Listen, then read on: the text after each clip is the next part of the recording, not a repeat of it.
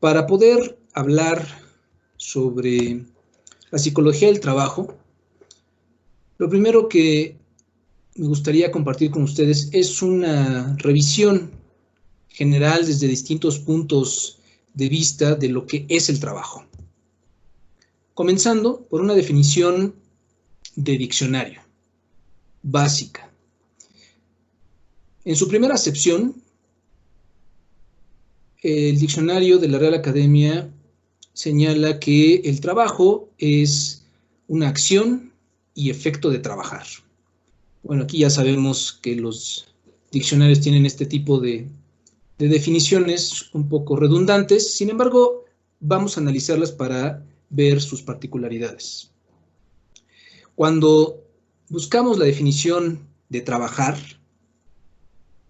nos remite a una etimología que se refiere a tripaliare, que es el origen o la raíz también de otras palabras como la tortura, o tripalium, que es un instrumento de tortura compuesto de 3 maderos. Y enseguida da una definición ya actualizada de trabajar, que es ocuparse en cualquier actividad física o intelectual.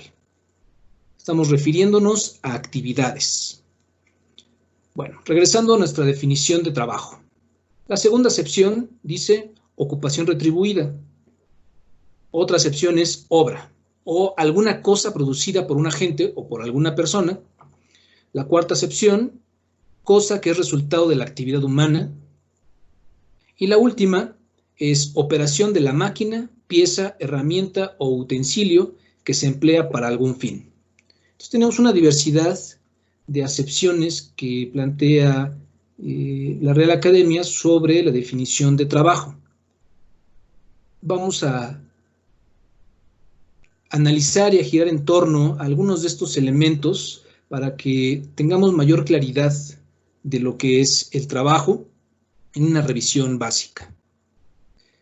Si pensamos en esta quinta acepción, podemos remitirnos a nuestras clases de secundaria, de bachillerato, en donde definimos lo que era la física. Y dentro de la física, como una ciencia exacta, podemos identificar la definición de trabajo. Y la identificamos a través de una fórmula. Trabajo es igual a fuerza por distancia. Eso fue lo que aprendimos en algún momento. Una definición un poco más elaborada de esta fórmula dice que el trabajo es igual al componente de la fuerza o los componentes de la fuerza por el desplazamiento. Una definición ya precisa se refiere a que el trabajo es una cantidad escalar igual al producto de las magnitudes del desplazamiento y del componente de la fuerza en la dirección del desplazamiento. Ustedes pueden consultar esta definición en este ya muy conocido libro de Paul Tippens, de tal manera que tenemos una cierta fuerza, que la podemos identificar como este vector con una cierta inclinación incluso, o un conjunto de fuerzas, y tener identificado el desplazamiento que se genera a partir de la impresión de esas fuerzas. También lo podemos ver como el área bajo la curva, desde el punto 1 al punto 2, en donde podemos evaluar cada uno de estos pequeños incrementos de desplazamiento o de distancia que se generan con cada incremento de la fuerza ejercida sobre un cuerpo. Pero en términos más claros y llanos, aunque también desde la física, podemos decir que el trabajo es cuando logramos algo a cambio de nuestro esfuerzo. Esta es la primera aproximación que me parece importante que revisemos como una base, ¿no?, generalizada de lo que más o menos podemos conocer que es el trabajo desde la física. Ahora, el trabajo como significado sociocultural. Ya en la definición de la Real Academia, en su etimología, señaló este término de tripalium como un instrumento de tortura. Y podemos observar en esta imagen cómo pudo haber sido la evolución filológica de la palabra desde tripalium hasta trabajo, a través de los años, de los siglos, del uso, de las costumbres, que llega hasta lo que conocemos nosotros en español como trabajo. Pero además tenemos otros significados alrededor del trabajo que pueden todavía tener un anclaje hacia ese origen etimológico. Por ejemplo, sufrimiento, fatiga, cansancio, una penalidad. Algo que estaba asociado con el tripalium es que además de poner a las personas en estos 3 palos, pues les pegaban. También significa esfuerzo, mortificación, e incluso en una cierta connotación todavía se utiliza mucho la expresión de trabajo de parto. Ya de manera más reciente y aterrizada al contexto del trabajo en el último siglo, Peiró y Prieto hacen una recopilación de todo este carácter polifacético que tiene el trabajo, es decir, los diferentes significados actuales que ellos pudieron identificar. Por ejemplo, como actividad, he encontrado un trabajo. Ambiente o contexto físico, cuando hacemos trabajo al aire libre, cuando hacemos trabajo en un punto o espacio confinado, en alturas, etcétera. Las características que pueda tener nuestro puesto de trabajo o nuestra ocupación. También como técnica o método de producción, trabajo artesanal, trabajo de estajo, trabajo en línea de producción, trabajo en equipo. Significado subjetivo, y esto ya con una connotación mucho más reciente de derechos humanos. Tengo derecho a trabajar. Como actitud o creencia, tener una postura, una evaluación acerca de lo que implica el trabajo, es decir, si es bueno para nosotros, y ese significado o actitud se lo vamos a atribuir cada uno de nosotros en nuestro propio contexto. Como resultado, hacemos un buen trabajo, hacemos un trabajo completo. Como valor, ¿qué tanto le damos la importancia al trabajo en nuestra vida?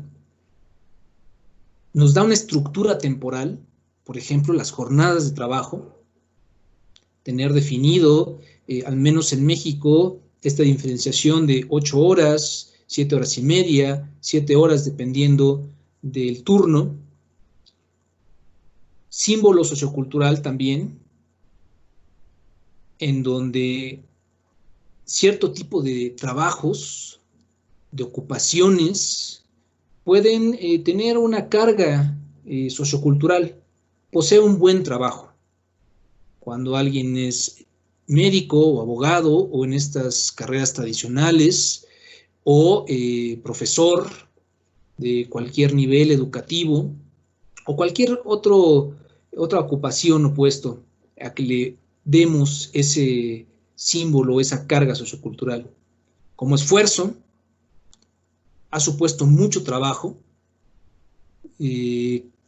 tener este ascenso, por ejemplo, o conseguir un incremento de salario, o terminar algo que nos ha costado mucho trabajo. Como intercambio social y económico, aquello que recibimos por la realización de esa actividad, y también como una postura ética. Si el trabajo nos enorgullece, si es el trabajo correcto, si eso retribuye o redime o aporta algo a la sociedad. Estos autores identifican todos estos significados del trabajo actualmente o hacia finales del siglo XX. Otro enfoque que también es necesario revisar es el enfoque legal. De manera básica, vamos a abordar algunos aspectos.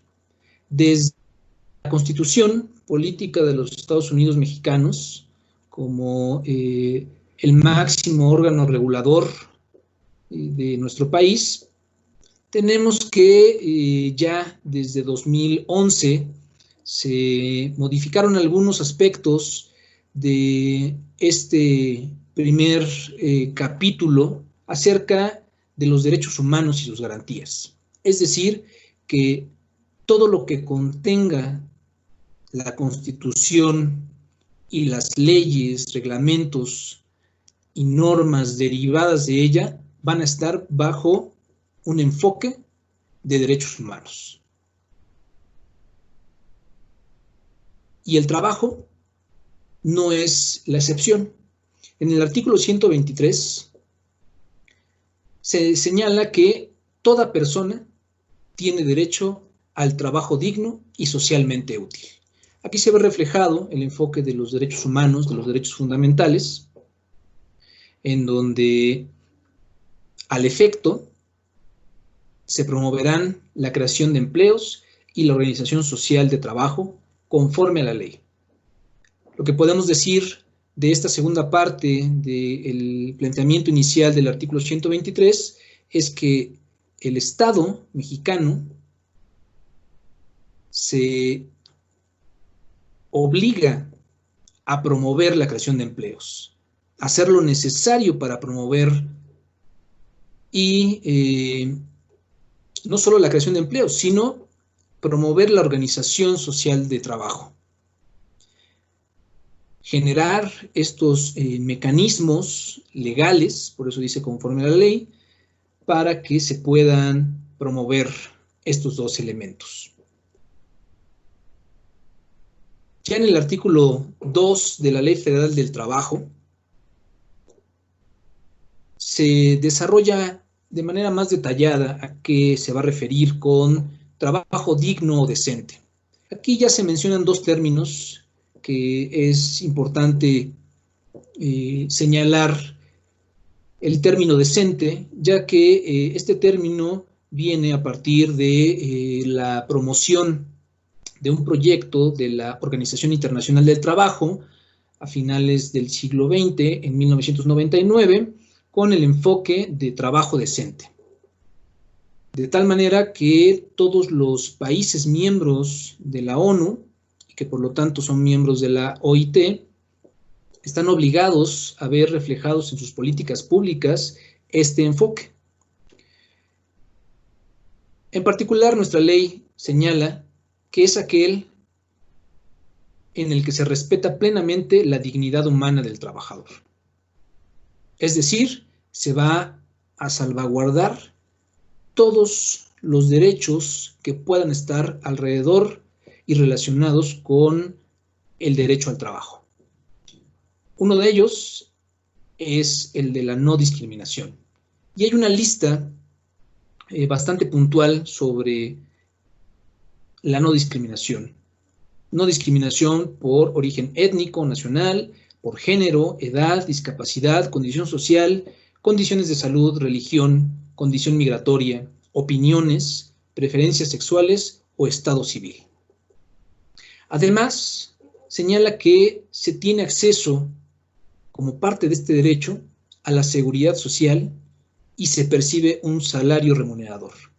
Y aquí también hay que puntualizar que es necesario que el Estado genere los mecanismos para que esto se vuelva una realidad, para que no se quede solamente en el planteamiento de ley, sino que se lleve a la realidad de cada uno de los mexicanos y de las personas que vivan en México.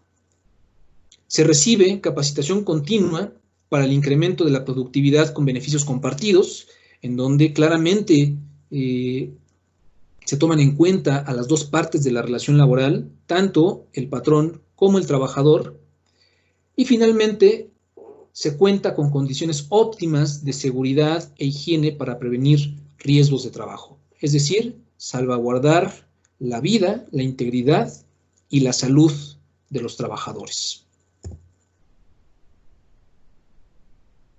También se profundiza en este artículo 2 que se incluye el respeto irrestricto a los derechos colectivos de los trabajadores, tales como la libertad de asociación, autonomía, el derecho de huelga y de contratación colectiva, que en 2019, en mayo, y sus eventuales ajustes en junio y julio de 2019, se plantea una última reforma laboral en donde cada uno de estos aspectos se ven reflejados en los mecanismos y en las instituciones que se plantea que los puedan asegurar.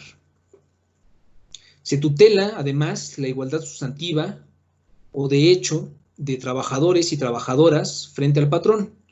Es decir, esta igualdad sustantiva es la que se logra eliminando la discriminación contra las mujeres, que menoscaba o anula el reconocimiento, goce o ejercicio de sus derechos humanos y las libertades fundamentales en el ámbito laboral, con el claro objetivo de cerrar esta brecha de desigualdad entre hombres y mujeres que ha existido y que conforme se ha avanzado en la lucha social, se ha logrado que ya en términos de ley esté y que existan algunos de estos mecanismos, tanto institucionales como regulatorios, que velan por que se cumpla este aspecto, que supone el acceso a las mismas oportunidades, considerando las diferencias biológicas, sociales y culturales de mujeres y hombres.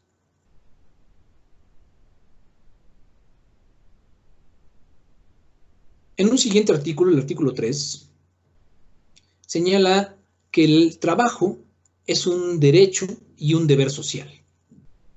Y esto también es fundamental que lo conozcamos todos y todas, ya que implica dos partes, el derecho y el deber respecto a la sociedad, en donde no es un artículo de comercio y exige este respeto para las libertades y dignidad de quien lo presta, sean hombres o mujeres, así como el reconocimiento a las diferencias para obtener su igualdad ante la ley.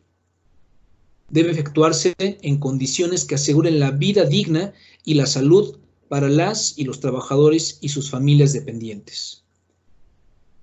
Aquí, vida digna es todo aquello que es necesario para que como seres humanos cubramos nuestras necesidades y un estado de bienestar tanto físico, mental como social.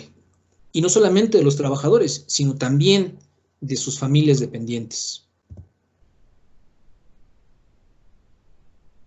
Hasta aquí podemos hablar de un repaso general, puntual, básico, pero importante de hacer sobre lo que es el trabajo, sobre qué significa para nosotros actualmente el trabajo y cuáles son estos aspectos regulatorios que van a ver porque se cumplan los derechos humanos respecto y alrededor del trabajo.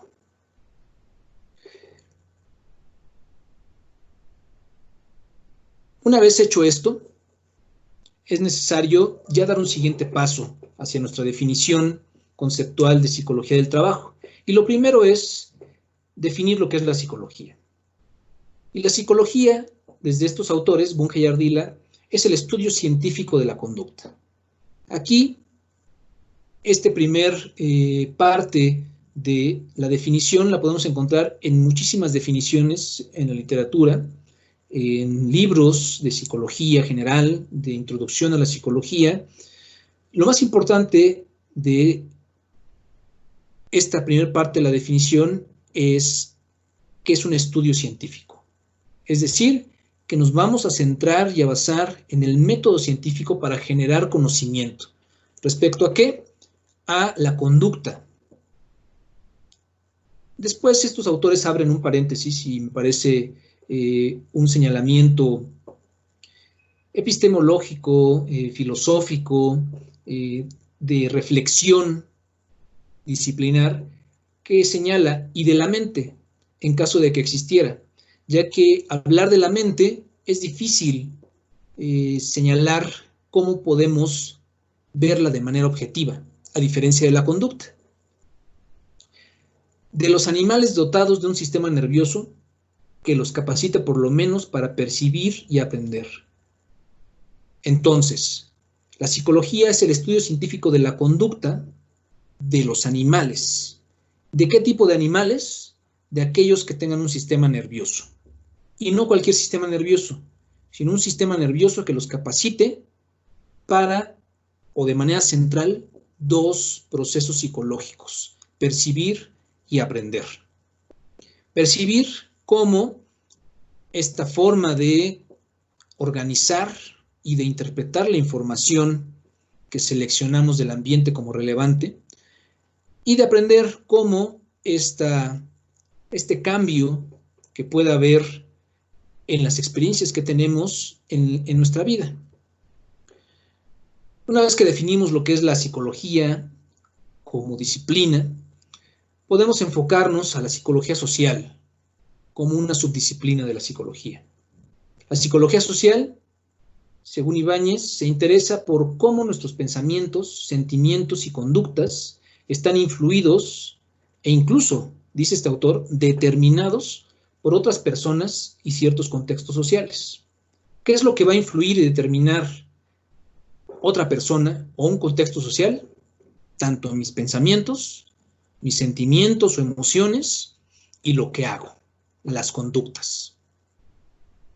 Por lo tanto, la psicología social se va a centrar en la persona y se va a centrar en cómo todos estos elementos sociales que pueden ir desde una persona hasta un contexto muy amplio social van a influir y determinar estos elementos psicológicos, como los pensamientos, los sentimientos y, como consecuencia, lo que hacemos, nuestras conductas. De tal forma que ya con todos estos elementos, tanto de definición del trabajo, como de regulación del trabajo, como de significado del trabajo, a partir de una disciplina como es la psicología, con un enfoque principalmente de psicología social, podemos llegar a definir lo que es la psicología del trabajo, como el estudio del comportamiento laboral en su sentido más amplio.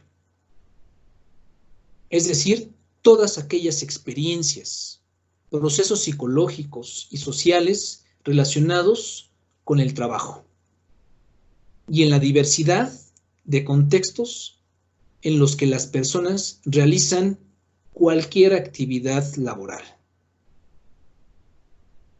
De tal forma que va a haber diferentes aspectos, temas, fenómenos, variables, factores que podamos abordar, que podamos estudiar, que podamos intervenir desde la psicología del trabajo en específico, como es la psicología de la salud ocupacional, es decir, cómo de manera diferenciada cada ocupación puede tener implicaciones para la salud de las personas que realizan o que desempeñan esas ocupaciones. La motivación y el diseño del trabajo, en tanto que esa forma en que se realiza, los pasos que se deben de llevar a cabo, las herramientas que tenemos pueden darnos ese impulso para seguir realizando esas actividades, para que nos levantemos todos los días y continuemos con nuestro trabajo. También de manera general, las experiencias que tenemos y en particular las emociones que nos generan esas experiencias, los valores que le atribuimos a esas experiencias y esta evaluación o actitudes que tenemos hacia el trabajo, de si el trabajo es bueno o es malo, de si el trabajo me va a proporcionar una energía o me va a desmotivar. El aprendizaje de habilidades y competencias laborales, estas experiencias que van a implicar un cambio y que esos cambios me ayuden a poder hacer mejor cada vez mi trabajo, que yo pueda de manera progresiva dominar mayores y cada vez más complejas actividades. Esto con una clara consecuencia de tener un mejor puesto, de tener una mejor paga o salario, mejores beneficios. También las diferencias individuales y ocupacionales, cómo puede haber cierto tipo de personalidades que faciliten el desempeño de una actividad de trabajo, como ciertas creencias, como ciertas expectativas, como ciertas habilidades o destrezas pueden hacer que cualquiera de nosotros desempeñe mejor un trabajo que otro.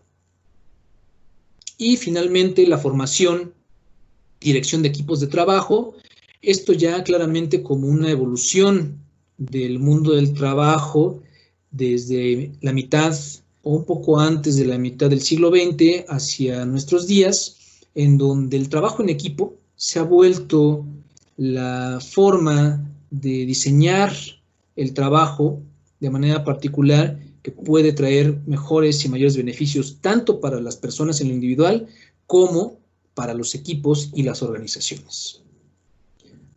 Hasta aquí